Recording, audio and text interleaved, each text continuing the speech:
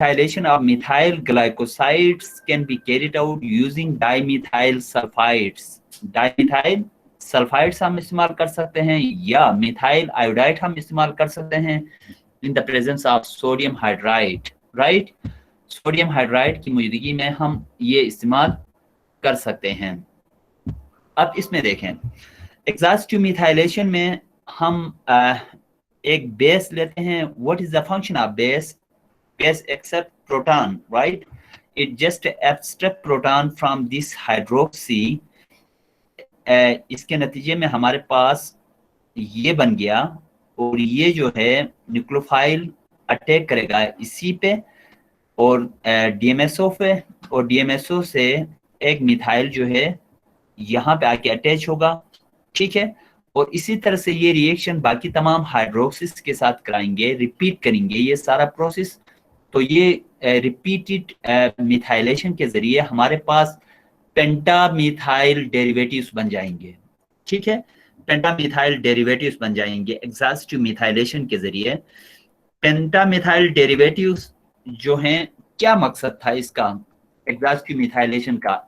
इसके बहुत सारे मकासद हैं। इसमें से exhaustive methylation can be used to prove that either glucose exist in pyranose form और not. That is 6 member form is called pyranose form. Pyranose form में है या नहीं है। अब हम क्या करते हैं, hydrolysis of the pentamethyl derivative result in a free C5 hydroxyl group. जो C5 हाइड्रोक्सल ग्रुप है इसको हम अब फ्री करवाते हैं। कैसे? एसिडिक मीडिया में एसिडिक हाइड्रोलिसिस करवाते हैं, तो बाकी वो डीप्रोटेक्ट नहीं हो जाएंगे, सिर्फ और सिर्फ ये जो हाइड्रोक्सी है ये डीप्रोटेक्ट होगा, ठीक है? हम इसको क्यों डीप्रोटेक्ट करवा रहे हैं? क्योंकि ये जो हमारे पास ग्लूकोज है वो डिफरेंट कंपाउंड के साथ रिएक्शन करवा के ग्लाइकोसाइड लिंकेज क्रिएट करवाना चाहते हैं। अगर ये प्रोटेक्ट न करते एग्जॉस्टिव मिथाइलेशन के जरिए, तो ये क्या करता, बाकी जो हाइड्रोक्सिस हैं इसके, ये वाले, ये जो दूसरा हाइड्रोक्सिस है, ये भी रिएक्शन में हिस्सा लेते हैं। हमने एक मरतबा एग्जॉस्टिव मिथाइलेशन के जरिए पेंटामिथाइल डेरिवेटिव्स बनाया। once completed this exhaustive methylation, it just deprotected the hydroxy at position number 1. इसको हम deprotect करेंगे through acidic hydrolysis. After deprotected, we can carry out different reactions of glucose with different compounds through और इसमें glycosidic linkage formation होगी, ठीक है? अब ये प्रोसेस है। और तीसरा डिफरेंट मेथड से हमारे पास जो एक और मेथड है, सपोज हम चाहते हैं इस ग्लाइकोसाइड में से सिर्फ प्राइमरी हाइड्रोक्सल को प्रोटेक्ट करना हो, we want to protect only primary hydroxyl, और दूसरे जो सेकेंडरी हाइड्रोक्सल हैं इस ग्लूकोज के, ये रिमेन इंटैक्ट रहे, यानी ये प्रोटेक्ट ना हो। तो इसके लिए हमें क्या करना होगा? We just use sterically bulky tertiary butyl diphenyl silyl chloride, TBDPSCl। इसको हम इसी से ट्रीट करेंगे। अब tertiary butyl diphenyl silyl chloride का जो साइज है वो बहुत ही बल्की है। अब इस बल्की साइज की वजह से ये सिर्फ प्राइमरी हाइड्रोक्सी को, ग्लूकोज का जो प्राइमरी हाइड्रोक्सी है इसको प्रोटेक्ट करेगा, इसके साथ ईथर बनाएगा, बाकी तमाम हाइड्रोक्सिस पे कोई इफेक्ट नहीं होगा। चीजें समझ में आ गई? तो sterile ether are also used as protecting groups for the hydroxyls of carbohydrate.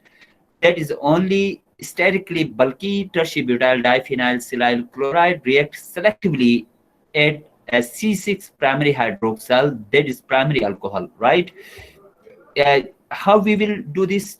Tertiary butyl diphenyl silyl chloride when treated with glucose in the presence of a silver nitrate, इसके जरिए हमारे पास स्टेराइल ईथर बन जाएगा, and it only protect the hydroxy primary hydroxyl in glucose, right?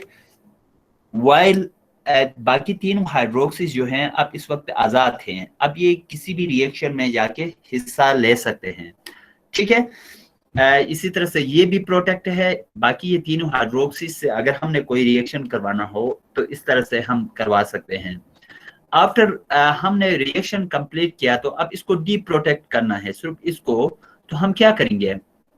टेट्राब्यूटाइल nitrogen fluoride THF solvents की मौजूदगी में इसको treat करेंगे तो ये डीप प्रोटेक्ट होगा। ये जो प्राइमरी अल्कोहल है ये डीप प्रोटेक्ट होगा, ठीक है। इसी तरह से हम रिएक्शन करवा सकते हैं। तो इसका मेन मकसद ये है कि कैसे डिफरेंट हाइड्रोक्सीज, डिफरेंट फंक्शनल ग्रुप हैं ग्लूकोज में, इनको कैसे प्रोटेक्ट कर सकते हैं हम। और तीसरा एक और मेथड जो है, हम चाहते हैं एक ग्लूकोज है जिसमें 5 हाइड्रोक्सीज साइक्लिक स्ट्रक्चर में पायरेनोस फॉर्म में है, तमाम हाइड्रोक्सीज को एक साथ हमने प्रोटेक्ट करना है और इसको ईस्टर में कन्वर्ट करना है हमने। तो हाउ ईस्टर में कन्वर्ट करने का प्रोसेस ईस्टरिफिकेशन कहलाता है। You know very well when one alcohol react with acid ester form, this process is called esterification, ठीक है। एक अल्कोहल को जब आप ट्रीट करते हैं एसिड के साथ तो ईस्टर बनता है, इस प्रोसेस को ईस्टरिफिकेशन कहते हैं। इसी तरह से हमारे पास अल्कोहल से हैं, इनको एसिटिक एनहाइड्राइड की मौजूदगी में रिएक्ट करें। Acetic anhydride, this is acetic anhydride, oxygen के साथ एक एसिटाइल ग्रुप इधर अटैच है और एक एसिटाइल ग्रुप इस साइड पे अटैच है, ठीक है। जब इस शुगर कार्बोहाइड्रेट को इस ग्लूकोज को एसिटिक एनहाइड्राइड के साथ एक बहुत ही वीक बेस है हमारे पास प्रीडीन, इसकी मौजूदगी में ट्रीट करते हैं और 0 डिग्री सेंटीग्रेड पे ये रिएक्शन हो जाता है। इसके नतीजे में तमाम हाइड्रोक्सीज जो ग्लूकोज के ऊपर हैं वो सारे प्रोटेक्ट हो जाते हैं, ठीक है। अब ये प्रोटेक्ट हो गए कैसे? Carbohydrate react with acetic anhydride in the presence of weak base at 0 degree centigrade, convert all hydroxyl groups to acetate ester, ठीक है। इसका मैकेनिज्म लिखने की जरूरत नहीं है, बस जस्ट ये सारे हाइड्रोक्सी जो है एसिटेट ईस्टर में कन्वर्ट हो सकते हैं। चीजें समझ में आ गई? तो अगर आपने इस ग्लाइकोसाइड फॉर्म में ऑलरेडी है, सिर्फ और सिर्फ तमाम ये चारों हाइड्रोक्सिस को प्रोटेक्ट करना हो तो विलियमसन ईथर सिंथेसिस करेंगे जिसके जरिए बेंजाइल ईथर में कन्वर्ट होंगे चारों के चारों, ठीक है। अगर इसको डीप प्रोटेक्ट करना हो तो हाइड्रोजिनोलिसिस करेंगे इन द प्रेजेंस ऑफ प्लेडियम, ठीक है, ये डीप प्रोटेक्ट हो जाएंगे। अगर हम चाहते हैं एग्जॉस्टिव मिथाइलेशन करना है तमाम हाइड्रोक्सिस के ऊपर तो DMSO के साथ ट्रीट करेंगे या मिथाइल आयोडाइड के साथ ट्रीट करेंगे इन the presence of sodium hydride.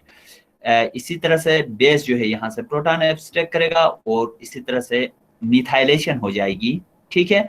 और इसी तरह से ये प्रोसेस सबके साथ रिपीट करेंगे और इसके जरिए यहाँ पर मिथाइलेशन हो जाएगी। एक मेथड ये है एग्जॉस्टिव मिथाइलेशन का।